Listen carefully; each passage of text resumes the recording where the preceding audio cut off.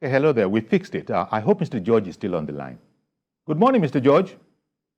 Good morning, Uncle Yori. Can you hear me now? Yes, okay, and thank you very much for holding on all that while. Yes, we can hear you. Please go ahead. All right. So my greetings to your guests as well. Okay. Uncle Yori, I am concerned about the way our legislative procedures are going on in the country now. What do I mean? You know, the Speaker said something, that the longer a legislator stays in power, the better. What I know he means is that lawmaking has a lot of intellect involved and research, socio-economic research, and then drafting of the law itself. So if you have just come, the first term, one term is not even enough for them to familiarize themselves with the procedure and get used to it. That's why you see in advanced democracies, you see somebody in the United States Senate who has been there for 40 years. In England, you see the same thing. In most other developed democracies, you see lawmakers being there for 4, even up to 5 decades. But in our own case, it seems that it's taking a different trend. They are now talking, the lawmakers are now talking about constituency projects. That is the work of the executive. The lawmakers ought to make, they are the ones that approve a budget for the executive. That budget is a law, and it is their duty to make that law and then put the executive on their toes to ensure that the law is implemented to the letter. That is the work of the legislators. But what we see happening now is they get more involved in executive functions.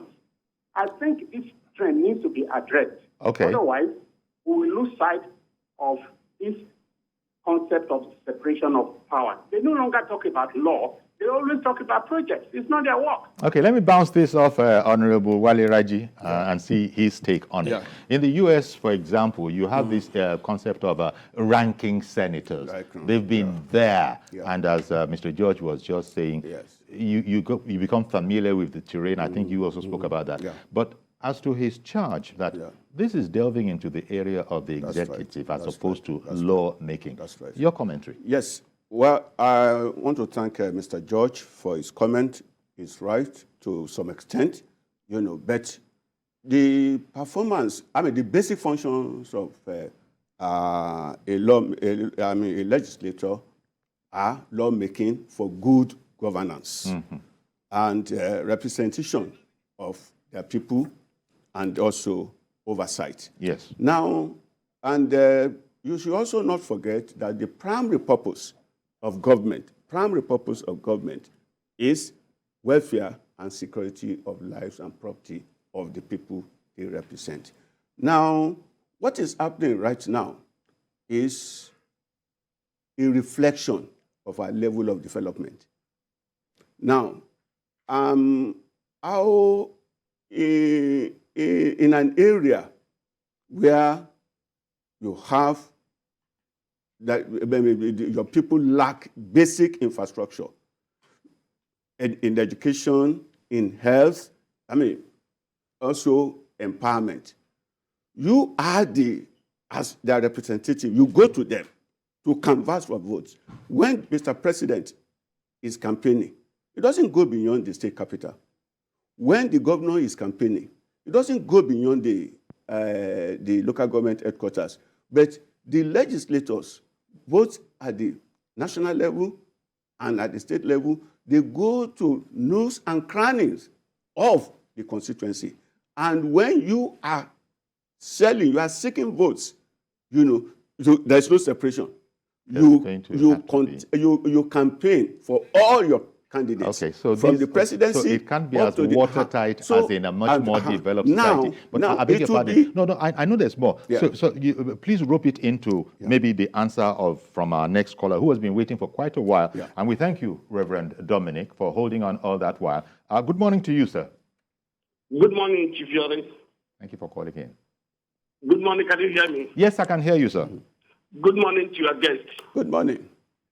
I wish you can give me some seconds to make this point. Please do. Take it. And I want to thank George, who has almost what I want to say. My brother George, God bless you. When I was listening to this particular meeting, this program on radio, I was driving. I thought you were talking to governor of Lagos State or governor of a state. These, our brothers, legislators, are making things difficult. It is important to know that because of electricity today's company, many legislators went to go and say, I'm going to put light, I'm going to put water, I'm going to build roads. They make things difficult. They make people like us who can't campaign. The work of a legislator anywhere in the world is not constituency. He's talking like a local government chairman. And I want to disagree with him. When president come to talk to us what we do in Nigeria as a constituency. When a governor comes to campaign, he comes to state to tell the state what he's going to do the state as his constituency. The legislator has to go to his locality and say, this is my governor. When I go there, I will make law to make it easy for him to bring water here, to make it easy for him to bring road here, to make it easy for him to run education here. That is work of parliamentarians. This particular constitutional allowance, if you remember in 1999 to 2003, it was like war. Obasanjo fought it because it was shaking corruption, it was shaking manipulation, and because of Nigerian politics, they have their way. A constitutional project is a fake. A legislator is supposed to go there with open hands and make his work easy. Okay. And not make to the governor of a state that makes him to look for money anyhow to create constitutional allowance. That is wrong. This is what I think today. All right. Because go to parliament and do their work. And leave the executives in government. Leave the constitution works with local government. So George is saying the right Thank thing. you. Thank you, Reverend Dominic. Thank you, Reverend Dominic, for calling in. Yeah. And fortunate enough, I had said you might want to rope some more of the That's points right. you were. That's right. But That's right. and the questions, as he said, it's quite, it's in the same area. Yes. Well, like I was saying, it's a reflection of our level of development. Now, like I said, that when you are seeking election, you are seeking votes from the electorate, you go as the candidate of your party. You campaign for all your candidates from the presidency up to the House of Assembly. Now, the people expect performance. People expect dividend of democracy. It will be irresponsible of you as a legislator to now, at the point of need of the people, to now say, no, it's not my responsibility. People do not care about the separation of power, because when you are campaigning, you are not talking of separation of power. So and when they need, their needs, you are closer to them. Yes. You interact with them on a daily basis. Now, their needs, are brought to you, and it is for you to ensure that their needs are met. You can't explain that I have to stay in my lane. You can't. It doesn't work like that. There's a thin line. Okay. There's a thin line of... Mazi Okorafor in Arochukwu, good morning to you, sir. I just lost that call. So sorry. So you were saying that, look, whereas you understand what first Mr. George and then Reverend Dominic have been talking about, and you've said that, look, it's okay. You said in the first instance that, look, they're right to an extent, but you put it down to the level of our current development. Yes, even in developed countries that they are referring to, legislators still lobby for governmental intervention in their constituencies. Area. So, okay, how about the law-making function? Because that is very, very important. Yes. Do you think legislators speak for your area, House of Representatives? Do you think legislators pay enough attention to that, the actual lawmaking? Because somebody was pointing out that, look, rather than saying that I will light this place, I will do that, laws that will enable, perhaps even insist that this must be done, and to not do it will be an infringement. Yeah. That's the way some people are seeing it. What would you say to that? Well, as far as our National Assembly is concerned, and particularly the current assembly, we have not abdicated our legislative function. Okay. I mean, for instance, I can talk about myself. I mean, have you sponsored any bill in the past not 8 less years? than 10. Not less than 10. One moment. Let me not lose Lukman, who is calling in from Accra, Ghana.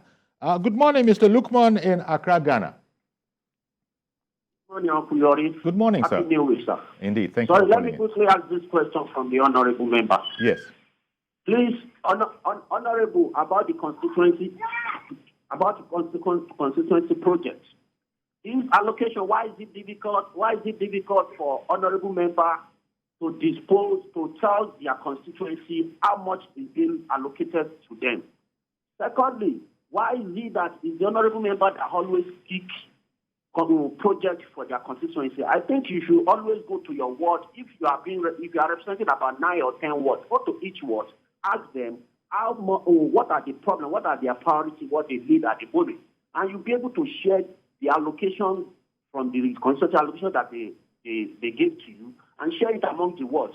Not that it's the honorable member or the senator that will be telling them, I want to do empowerment. Most National Assembly members always do empowerment, which is fraudulent because we cannot trace those empowerments. Those are my questions. Thank you. Well, thank you very much. I think to answer him, all these projects we're talking about, my own something, is based on the needs of the people, based on the requests of the various constituencies. For instance, Temu that we spoke about, they had no school, and they sent representatives to me that for intervention. They sent representatives to me for intervention, and we had to respond. We cannot ignore them. Okay. So it is based on the request of the constituents of the constituents. Okay. So it's not just that we just sit down one morning and start thinking. I mean, for them, what they need. It is based on the request of the constituents. And let me also state this. Like I was saying earlier, that it would be irresponsible of us. Your people do not have light, they do not have water, they do not have, and we are now saying that no. It's my job is lawmaking. Okay. So we will get there. Mm-hmm. We will get there. But we should not be too much in a hurry. For as long as we are at this stage of development, there will still be need. It requires that all hands must be on deck. Okay. To meet the needs of the people. Because the whole essence of lawmaking is for good governance. Indeed. And the primary purpose of government is welfare and security of lives and property. Now, the Constitution does not talk about separation. We are talking of government, and there are three arms of government: executive, legislature, and judiciary. Two are elected, executive and legislature. So the whole essence is government to meet the needs of the people. And that is their welfare, security, and security of lives and property. And government is a continuum, as we've heard severally. It's a collective responsibility. And a collective. And in this regard, you mentioned former Governor Ambode earlier. Inevitably, his name would come up because we're talking about Ekwe anyway. Yeah. But the political dynamics, I wonder if you think it would affect anything. I understand that a commissioner from that era, I believe his name might be Honorable Olu, if I'm not wrong. Olu, yeah. Yeah. He has decamped. Yeah. First of all, he decamped into APC. Yeah. Now he's decamped out. Mm-hmm. I don't know if how this affects, if at all it does, the smooth running of the political machinery in the place. Are relations as they should be?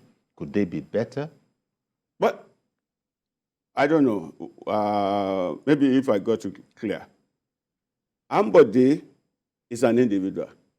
Yes. Is one of us from Ekpe. That's right. right. Our brother. And to the best of my knowledge, is still a member of APC. Oluwo served in his cabinet. And Oluwo is an adult, is an individual. And he has his fundamental human right of association. Before joining APC, he was in the party, another party, before coming to APC. I mean, I think 2018 or thereabout. No. I mean, before then. So, and if today he decided to change his political party, I mean, that is These are his individual choice. decisions. But there is no evidence that that decision was taken with the understanding or approval of Ambode. Okay. They can be friends. Okay. Ambode, I mean, Oluwo is my very good brother. He's my brother, but then we do not share the same political ideology. And it is not indicative of a sort of a break in relations, a lack of harmony in the Ekpe family or APC. None of that. Ekpe is a one-party division. Okay. Ekpe is a one-party division. So there is no opposition in Ekpe. All right. In Ekpe, I can tell you that. Well, when you say there's no opposition, I remember there are other people who are also eyeing your seat. Those ones will be opposition. But okay, I would say no strong opposition. Okay, Emmanuel in Otokpo, good morning to you, sir. Good morning, Uncle Yuri. Thank you for calling in, sir. Good morning, Uncle Yuri. Good morning. Good morning to your guest. Good morning. I want him to please explain this to me. This constituency project. Yes. I don't know whether there is a difference between it and the fuel subsidy that we have been talking about. Because most of them monetize the constituency project into their pocket. Emmanuel, Tell us Emmanuel, how much. How did you arrive at that equation? You know, constituency projects, fuel subsidy. Have you gone? I think he's gone. I think he's gone. But I don't know what you want to make of the that answer is obvious. They are not related in any way. You know, constituency project is projects that members, sponsor for the development of their constituency. Okay. So, as I said, our caption really is today, our subject for discussion is the battle for Lagos. But you've made it seem as if which battle? You've made it almost seem as if which battle? You've just said that, okay, since I have to concede, I'm not the only person here. There are other people who might be eyeing the seat. But you have said as far as you are concerned and members of your party are concerned, there is no strong opposition. You know, you amended that up from there is no opposition at all. So okay, let's be academic about it. Yeah. There is no strong opposition. And you although that doesn't mean that you won't still go around and campaign. Oh, definitely. We've been campaigning. We had our presidential campaign about 3 weeks ago. About a week ago, we had our state campaign, flag off, the governorship campaign. Okay, I think I'm happy that we got Mazi Okorafor back. Good morning again, Mazi. Thank you for calling back. Good morning, sir. Good morning, sir. Good morning, Honorable Wale. Thank you, Mazi. Now that the out of school number, how are you going to handle this out of school students in your own constituency? What? Why am I asking this question? Because there are 3 cardinal things an honorable member must give to his constituency: education, and sound health facilities, and 247 security. Now, education is, and even that's out of school. How are you going to handle it? And secondly, the university students now in your own constituency. Now that universities have started fixing school fees, how will you help, or how are your people going to help? Okay, Mazi, thank you very much. Thank you very much, Mazi, for calling in. You know, because we're fast running out of time. Well, the answers have to be brief. Yes. First, efforts we are making towards reducing out-of-school children. Lagos State is one of the states with the lowest out-of-school out-of-school children, and all the efforts that we have made, the intervention we have made in education, in the area of education, where there was no school, we have provided a secondary school there.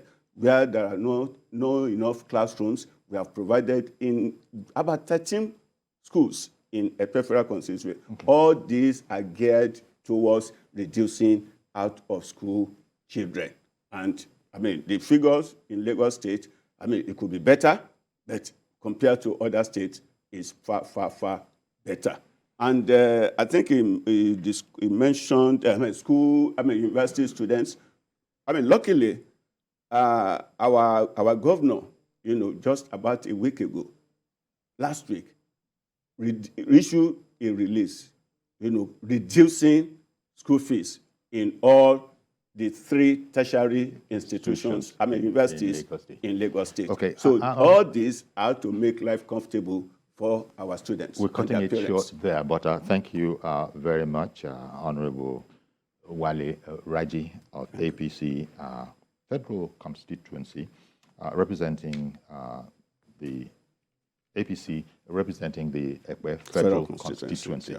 And, I wish you the best of luck. Thank you. The way you would say it is that there's no strong opposition, and I would not be surprised at all to hear from the opposition parties that it is his opinion.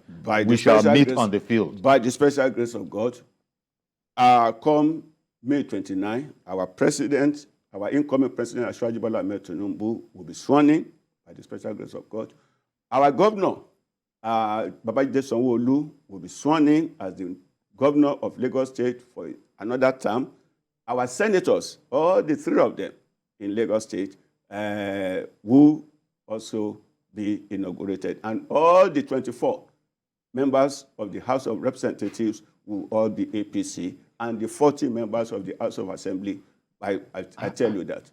You don't even want to leave 1 or 2 or maybe 5 for opposition. It's okay.